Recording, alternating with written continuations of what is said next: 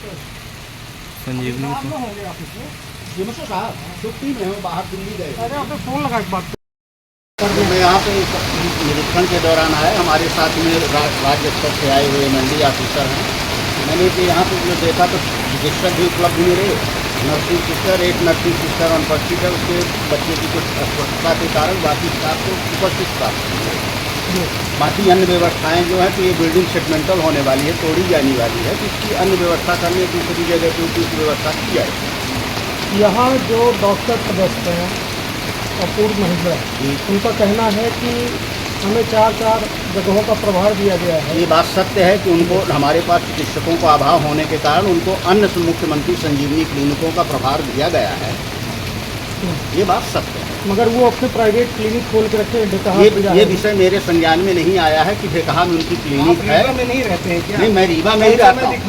ये क्लिनिक खुली है उनकी और वो लगातार वहीं बैठते हैं। लेकिन कहते हैं कि आपके संज्ञान लेकिन ये संज्ञान विषय इस बात का है कि जब मैं यहाँ निरीक्षण के लिए आया तो मुझे चिकित्सक उपलब्ध मिले। बता के आए हैं कि उपलब्ध ही नहीं रहेंगे। आप कितने बड़े अधिकारी हैं, आप बताइए। क्या आज मैं MBBS डॉक्टर हैं आप? नहीं, आज मैं किसी को सूचना नहीं दिया गया। डॉक्टर के अधिकारी आप होने की पात्रता नहीं रखते। सर की आने का सूचना ये दिया गया, लेकिन ये समय नहीं निर्धारित किया गया कि यहाँ इनकी समय सीमा क्या है, कब से कब तक बैठने का?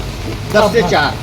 10 से 4 बजे तक। जी, सार्थक ऐप से हो रहा है। सार्थक ऐप से वेतन भी भुगतान इस महीने से सार्थक ऐप के माध्यम से ही कर रहे हैं। सबके वेतन का भुगतान सार्थक ऐप के माध्यम से ही। 7 जनवरी से लागू है तो अभी तक क्यों नहीं हुआ? नहीं, अपने यहाँ नहीं लागू हो पाया था, अपने पूरे जिले में नहीं लागू हो पाया है। इस विषय के लिए आप सीएमएचओ सर से चर्चा कर सकते हैं, वो बता अपने यहाँ इस महीने से मैंने लागू कर अभी ये कहा जा रहा था कि कोई यहाँ आके पैसा मांगता है, अनऑफिशियल कोई कह रहा है, उसको बताइए। हम लोग इस विषय पे ना तो मुझसे किसी ने मांगा है, न मेरे संज्ञान में। आपके सामने डॉक्टर के द्वारा ये बात कही जा रही है। हाँ, ये बात कहा जा रहा था कि मुझसे पैसे की मांग की जाए। तो आपने पूछा क्या उनसे कि कौन पैसे की मांग? मैंने तभी पूछा कि बताइए कौन से पत्रकार है। पूछना चाहिए। हाँ, बिल्कुल मैं पूछा हूँ। हाँ, तो क्या बोला हूँ? ये उनने अभी तक हमारे पास इसका, मैंने कहा कि इस विषय के बारे में आप लिखित रूप में आकर के सीएमएचओ के समक्ष प्रस्तुत करें कि आपको कौन प्रताड़ित कर रहा है, कौन ब्लैकमेल कर रहा है। ये सीएमएचओ सर आ जाएंगे, अवकाश में हैं, उनके आ जाने पर मैं इनको बुलाऊंगा और वहाँ पे इस विषय पर मैं चर्चा करूँगा। बता दीजिए, आपका पत्रकारिता का कार्ड दिखा दीजिए कौन सा? बिल्कुल दिखाएं। नहीं, पहले आप दिखाइए ना। हम दिखाएंगे। आराम से बात करिए। आप आराम से बात करिए। आप क्यों बार बार आके एक ही चीज के लिए परेशान करते हैं? क्या आपको किसी भी चीज के लिए कोई भी परेशानी दी गई है क्या? नहीं, क्या परेशान करते हैं आपको? इनका वीडियो बनाओ यार, इस विषय पे इनका वीडियो बनाओ।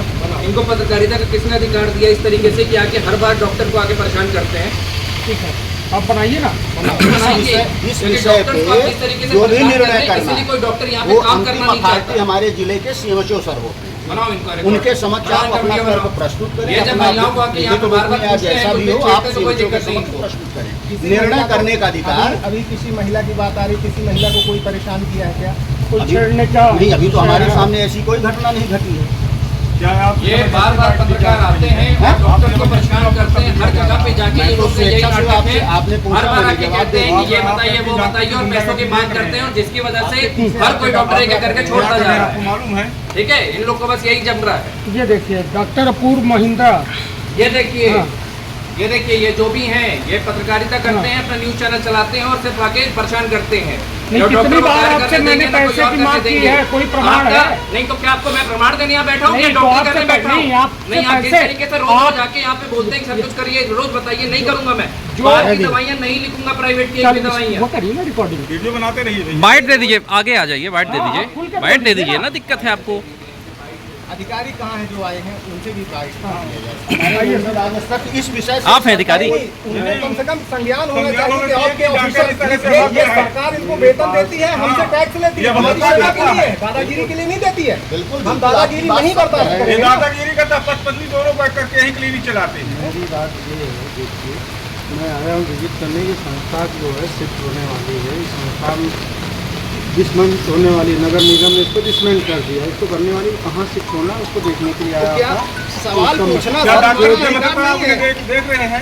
देखिए आप अधिकारी हैं, आप निरीक्षण में आए, आपके सामने बत्तख कर रहे थे, तो क्या जरूरी है कि ये पहले भी ऐसा करते रहेंगे? हम लोग स्टेट को उसका क्या डॉक्टर की बदतमीजी पर आप कोई कदम उठाएंगे?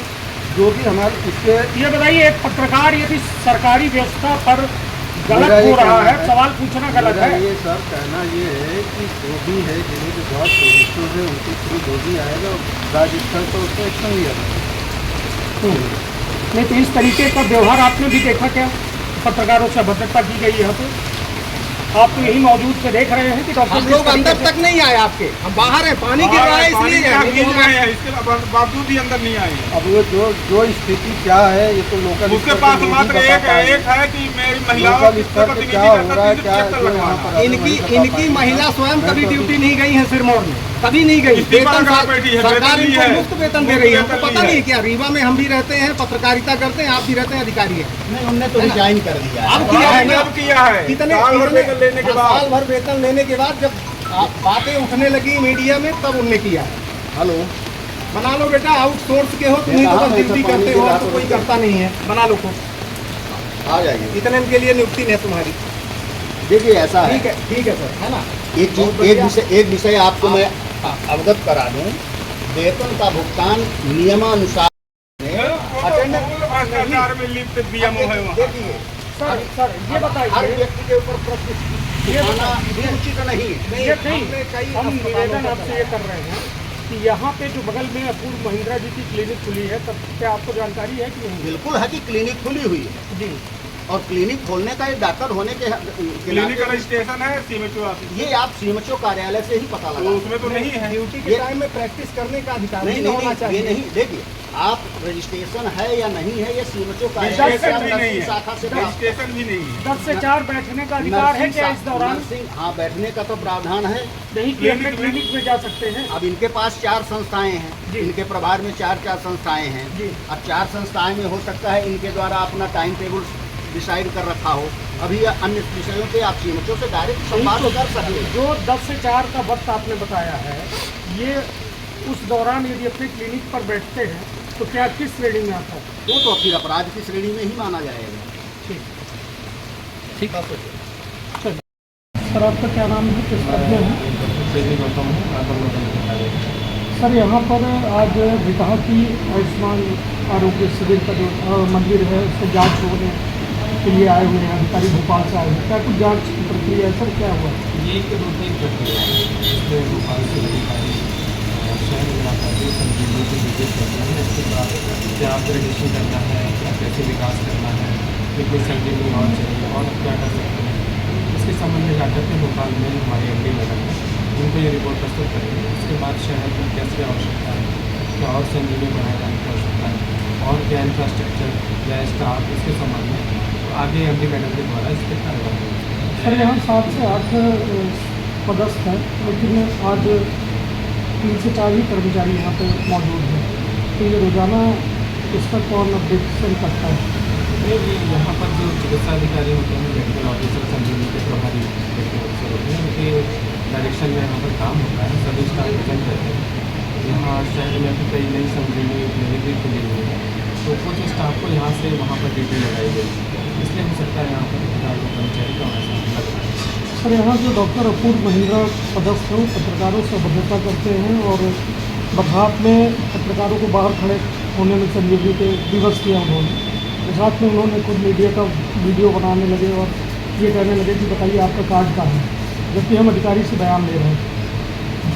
इसके अभी मैं जस्ट आपके सामने ही आया हूँ, तो मैंने उनसे डॉक्टर साहब से भी चर्चा करनी है इस बात की। अगर ऐसी कोई बात नहीं होगी तो इसके संबंध में मैं ऐसे बच्चों सबको सूचित करूँ और जो विधि अनुसार कार्रवाई होगी वो होगी, अगर ऐसा है। नमस्कार, मैं डॉक्टर अखिलेश पटेल, संचालक नेशनल हॉस्पिटल रीवा से। आज आप लोगों के माध्यम से कैंसर के लक्षण को कैसे पहचाने इस विषय में एक छोटी सी जानकारी देना चाहूँगा। बात करें कि विंध्य क्षेत्र में पुरुषों में सबसे ज़्यादा कैंसर मुख का कैंसर होता है।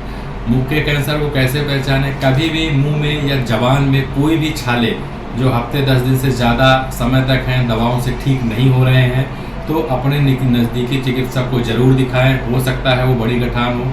लक्षण जो है शुरुआत में ही पहचान में आ जाते हैं तो उसका संपूर्ण इलाज हो सकता है। दूसरी बात करें महिलाओं में, तो महिलाओं में विंध्य क्षेत्र में बच्चेदानी का कैंसर और ब्रेस्ट छाती की गठान का कैंसर सामान्यतः पाया जाता है।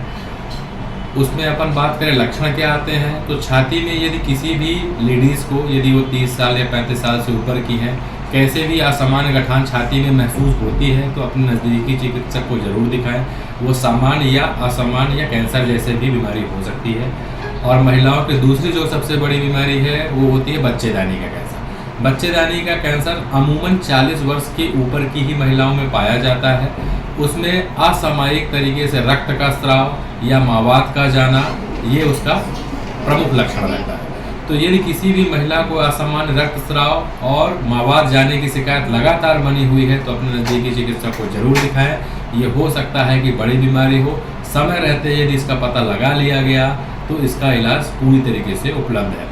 और ये इलाज हम नेशनल अस्पताल रीवा में आयुष्मान, ESIC एवं विभिन्न सरकारी योजनाओं के द्वारा निःशुल्क उपलब्ध कराने के लिए संकल्पित है। नमस्कार।